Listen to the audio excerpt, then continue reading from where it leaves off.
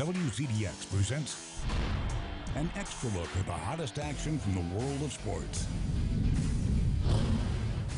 This is WZDX Sports Extra with Mo Carter, Charity Chambers, and Kayla Carlisle.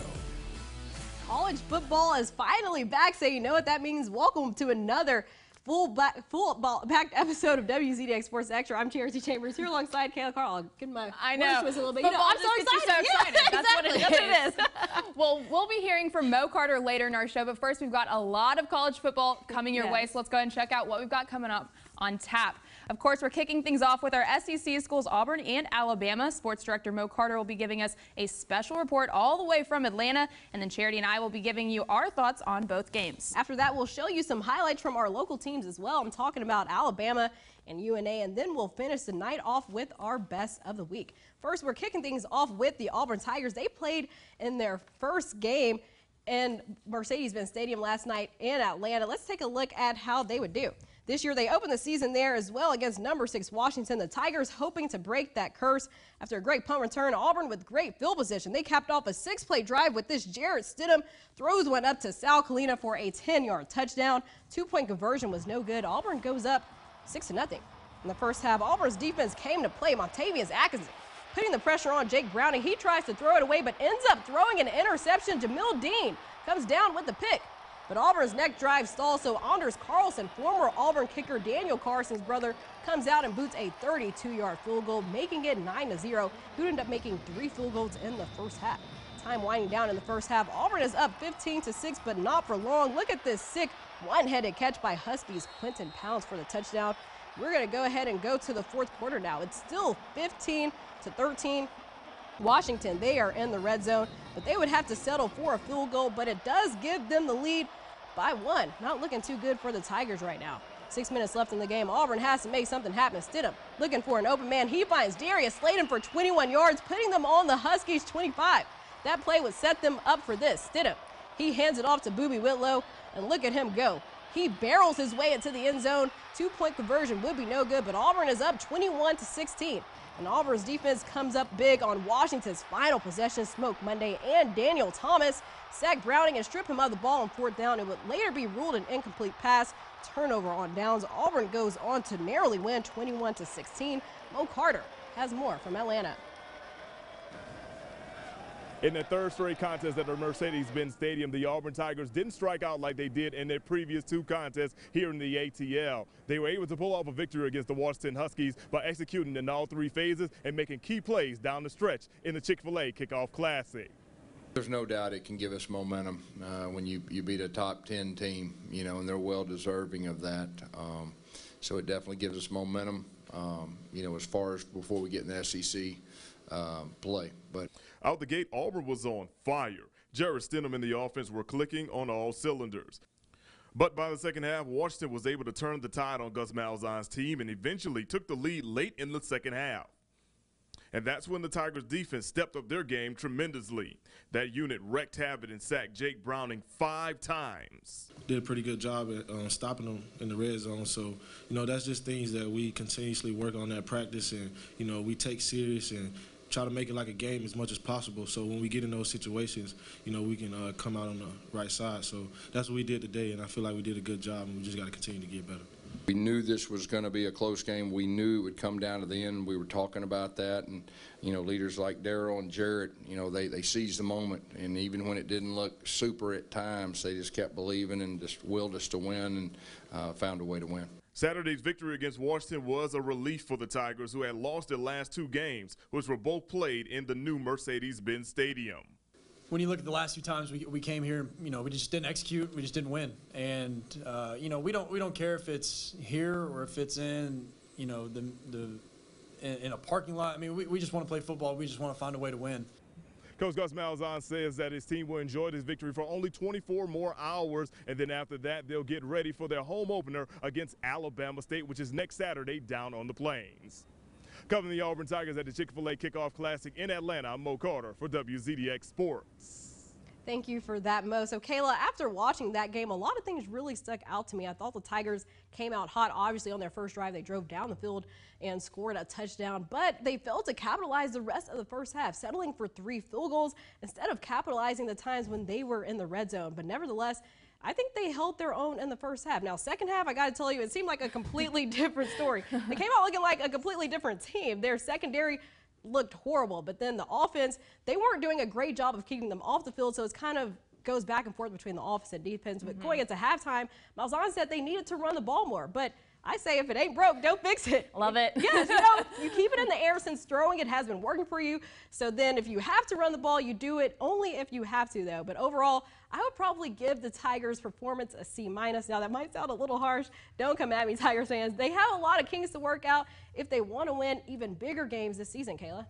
I mean, I agree. If you want to beat the best down the road, you got to know where to start. And at least Auburn played cleaner than Washington. One thing I read in an article today that I thought was pretty funny was that somebody said that it felt like the yellow rope being held up by security at the goal line of Washington's end zone had been there during the entire game as well. And that's just funny to me because it's true. The Huskies scored 16 points on 6 trips inside the 40-yard line. Now, that's just under 3 points per scoring opportunity, which means these guys weren't taking advantage of their opportunities as well as they should have been. And when Washington finally did score, I kind of feel like it was almost on accident because Quentin Pounds was substituted in quickly, and then he made that one-handed catch in the end zone that even he said was a stretch to grab. So, I mean, where do you go from that? Yeah, it's really kind of difficult. And I've always been one to say that I've always kind of felt like that Washington is overrated. Nevertheless, a great match. It was all in all, it was a great matchup in Atlanta. But let's go ahead and move on to the #1 ranked Crimson Tide. They traveled to Orlando to take on Louisville. Yeah, the question would finally be answered. Who would be the starting quarterback for Alabama, Jalen Hurts or Tua Tagovailoa? So we're going to go ahead and get things rolling. Saban said both Tua and Jalen would get playing time, but it was Tua who would get the nod. First drive of the game for the Tide, and Tua not looking too shabby. He drives him down the field, which would set them up in the red zone. 2nd and 2, the pressure is on. He does his best Johnny Manziel impression. He finds Jerry Jeudy in the back of the end zone. Alabama up to an early 7-0 lead. The Tagovailoa train doesn't stop there. He says, not only can I pass, I can run too. Some great blocking there. A 9-yard touchdown run for him, putting the Crimson Tide up 14-0, still in the first quarter. And let's go ahead and show you a little bit more of that passing action. 1st and 10 in the second. Tua drops back, and he throws a deep one to Jalen Waddle, putting the Tide inside the 10. This game showing us Tua is a scary, accurate quarterback. Yes. Now, Alabama would go on to score with this Najee Harris run from the 1-yard line. Crimson Tide showing no mercy, 21-0. Seems like this game is putting away. Saban staying true to his word, though, and now puts in Hurts. He said both quarterbacks would get playing time. Yeah, but Hurts not looking as good as Tua, though. 3rd and 3, he launches one deep to Jerry Jeudy, and that is way off the mark there, Kayla. Tua converted on all his 3rd downs. Hurts couldn't. Alabama forced a punt. Really doesn't matter, though, because Alabama goes on to take home the win, 51-14. And I watched TV today. Did anybody else watch TV today? There's a lot of good teams in our league. I watched TVs for the last couple days. There's a lot of really good teams in our league. And if we're going to meet the challenges of the future, we need to do a lot of these things a lot better. There are way too many mental errors, really on both sides of the ball, but more on defense. And, undisciplined type penalties. Basically gave the team a touchdown, just gave them a touchdown. Stop them on 3rd down twice and have penalties 2 times in a row. I mean, you do that against a good team in a close game, you know what's going to happen. Saban clearly not happy, always finding something that his team needs to improve on. That's why I feel like he is one of the best coaching college ball right now. What are your thoughts on how Alabama performed yesterday? Hey, I got to say, Tua did amazing, as we all kind of expected, though. I mean, he threw for 2 touchdowns, ran for 1. He's showing so much versatility. You know, he can run the ball. He's moving in and out of these defensive guys, and I was super impressed with how he did, but I also kind of felt bad for Jalen, sort of. You know, like I kind of have that soft spot because I'm like, he got put in and then he didn't play like Tua was because those guys were used to Tua's style. So I don't know, I felt bad for him, but at the same time I didn't because he kind of had a shot and he blew it. Yeah, I agree with you, and kind of like you said in the highlights, Tua, he is scary accurate. I am one that I am not quick to jump on bandwagons. I said in our previous shows that I wasn't sure about Tua because we had never seen him play in a full game. He didn't play in a full game today, but today really showed me how accurate of a quarterback he is. And even when he was running the ball, he looked like a fullback. Like, he was very aggressive in running the ball. And then when Jalen came out there, you saw in the highlights, his pass to Jerry Jeudy just way off the mark. I'm sure the receivers are like, what's going on here? And it's obvious. It's an obvious difference when Tua is on the field and when Jalen is on the field. Like you said, I feel for Jalen. He's been there a couple of years, but I think it's time to give it up to Tua. I think it is too. I don't know. And Louisville also kind of looked sloppy in that game. I mean, nothing to take away from the Tide, though, because they're the Tide. You know, they're great. But, you know, I think Louisville kind of was sloppy in that game as well. They were very sloppy. But even though they came out, the Tide came out with a huge win. That wasn't even the main talking point for them. Yesterday, it was Saban's post-game interview that had everyone talking. Take a look.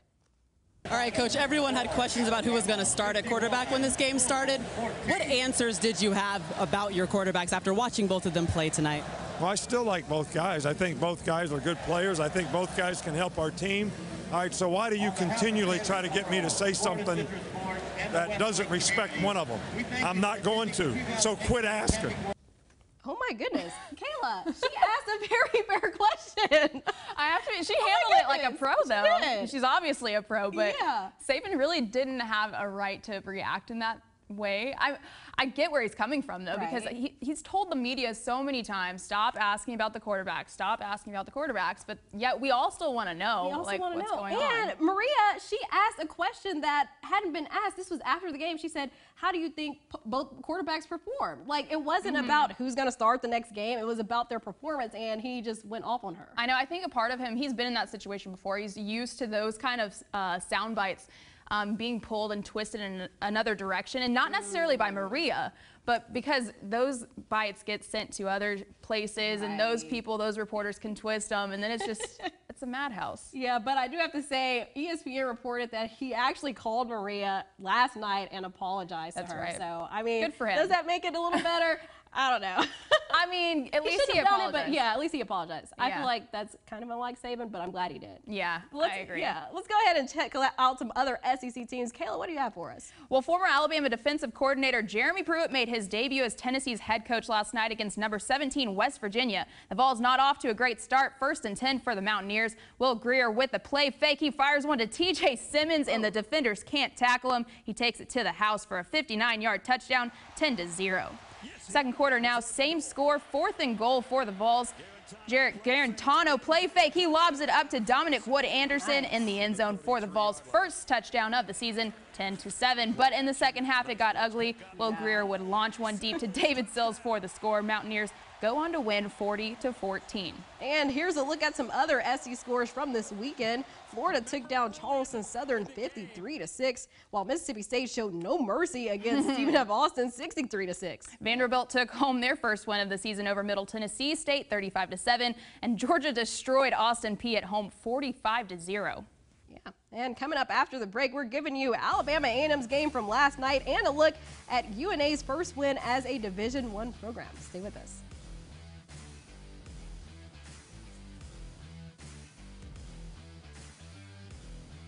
Freaky Fast Picks is sponsored by Jimmy John's. Freaky Fresh, Freaky Fast, Jimmy John's, Freak Yeah.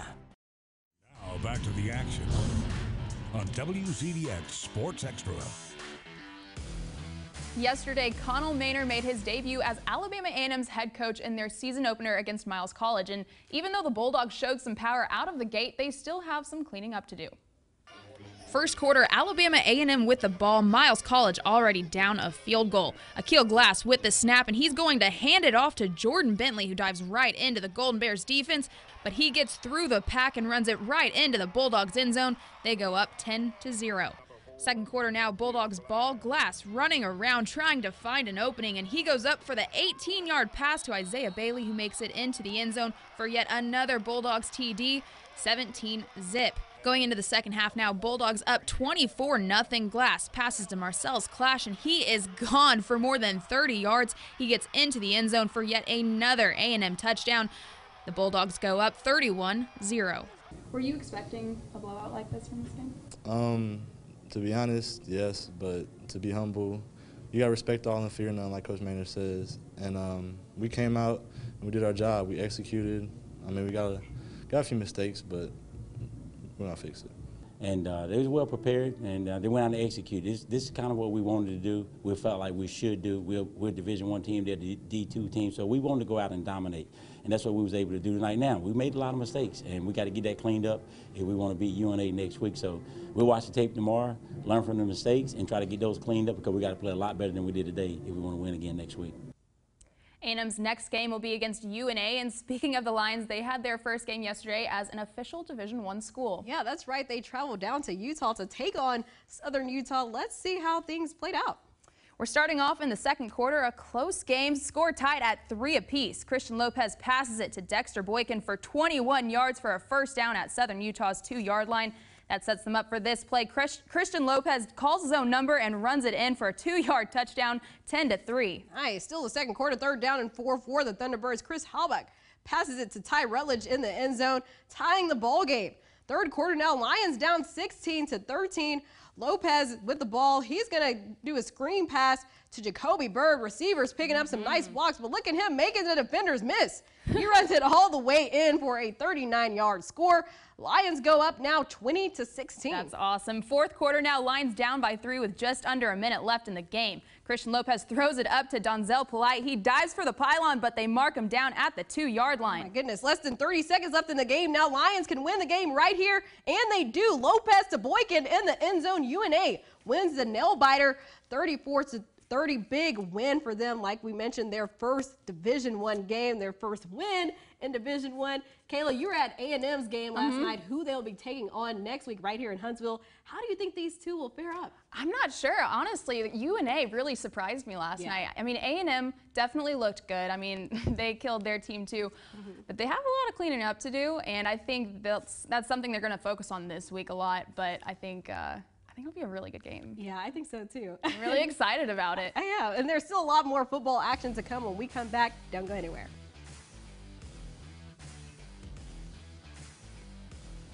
And now back to the action on WZDX Sports Extra. Welcome back to WZDX Sports Extra. We have a new segment on the show, and it's called the Freaky Fast Picks. It's brought to you by Jimmy John's. And representing Jimmy John's is the local franchisee, Matt Chrysler. Matt, we will get to your picks in just a moment, but first, why don't you let the people know about Jimmy John's for the folks that don't know about it. I know personally it started in the Midwest, but now you're trying to matriculate down to the South. Yes, absolutely. Most, good to see you. We're really excited to be a part of this. So yeah, Jimmy John's, we're a household name in the Midwest, but a lot of people in the South don't know who we are. We've been here almost 7 years now. Started with one store in 2012, and now we have 6 locations from Huntsville all the way to Florence. Jimmy started this when he was 19 years old. He was last in his class in high school. Wow. And his dad, basically it was kind of like a bet with his dad. His dad gave him $20,000 to start a business, and if he failed, he was going into the Army. And so Jimmy, obviously finishing last in his class, may have not been the most disciplined person. So he decided to do the Jimmy John's thing, and fast forward 35 years later, we have 2,850 locations nationwide. I know you make some great sandwiches, but right now I want to see how good you are when it comes to picking college football games. Okay. Thus, the Freaky Fast Picks. I'm probably better at making sandwiches, but let's give this a try. It's Clemson against Texas A&M. So, it's an away game for Clemson. Texas A&M, it's always going to be tough going in there. It's a big stadium. Right. I'm going to go with Clemson. I think they'll probably take them by a couple touchdowns. Charity Chambers is a Texas A&M alum. I'm sure she's not going to like to hear that. Oh, my gosh. Right there. I'm so glad she's not here with us today. All right, let's move over to the West Coast Pac-12 matchup, USC against Stanford. Again, Stanford, I think, is probably the team to go with on this. The game's at Stanford. They got freshman quarterback Bryce Love. I think that they're going to pull it out. Okay. Let's come back closer to home, a battle of the Tennessee Valley. It's the UNA Lions making their Division I transition going against Coach Connell Maynard and the Alabama A&M Bulldogs. These two teams used to play a lot back in the day, but haven't done so in many years. And you have a vested interest in both of these teams. I do. We just picked up the Florence, Alabama store. So, I'm very supportive of both the UNA and the Alabama A&M programs. So I'm going to hope for a tie. on this one, Mo. And other than that, I'm not picking one over the other. I'm sorry. I'm going to have to just stay neutral on that. Once again, that's Matt Chrysler of Jimmy John's. He gave us his freaky fast picks. We'll find out how he does next week, and he'll have some more picks coming your way right here on WZDX. There's more Sports Extra coming your way after the break. Welcome back to Sports Extra. We've covered just about all we could with college football this week, but something we haven't had the chance to touch on is the upsets. And to be honest with you, Charity, upsets are my favorite thing about college football, except if it's my favorite team. But let's go and talk about that Penn State game. Oh, gosh, yeah. Yeah, the Nittany Lions were taking on Appalachian State, a Sun Belt team. Nothing against the Sun Belt. I played in the Sun Belt myself, but Penn State let their guard down for this game, and App State definitely took advantage. The Mountaineers' Darrington Evans, had a 100-yard punt return in the first quarter. Now, that's not how you want to start off if you're Penn State. Oh. They go into overtime, and luckily for Penn State, they take it home 45-38, so not necessarily an upset, but it was really close, and it's all because Penn State didn't do their job. Yeah, you can't do that. Another notable game, honestly, this is probably my favorite because I went to Texas A&M. Our rival is TU. We don't call them Texas, it's TU, and they actually got beat by Maryland. Texas is ranked number 23, but Maryland beat them. They always say every year, Texas is back, but I got to let you know, Texas is not back. They never will be.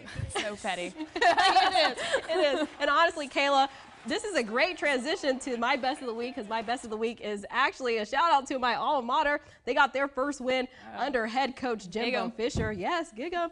And I got to say, I loved how we're not used to seeing them run the ball a lot.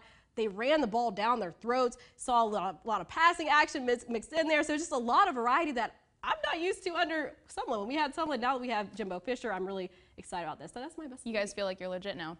Maybe. All right, well, we're going to go ahead and move on to my best of the week, and if you've been on social media, you've probably seen this. It's the Toledo versus Virginia Military Institute game, and check this out. Oh, wait, you just missed it? Yeah, it's Cody Thompson from Toledo. He makes the smoothest punt return I have ever seen.